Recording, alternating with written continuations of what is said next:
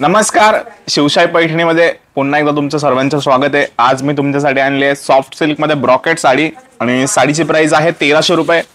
Double tone धुपछाव colour बघा, मस्त आता छान आहे। कॉपर बुट्टी दिली आहे पूर्ण साडीवर आणि मोरांची बुट्टी आहे, मीना मोर आहे। पल्लू पण एकदम छान आहे साडीचा आणि प्राइस एकदम मीडियम रेंज आहे 1300 रुपये।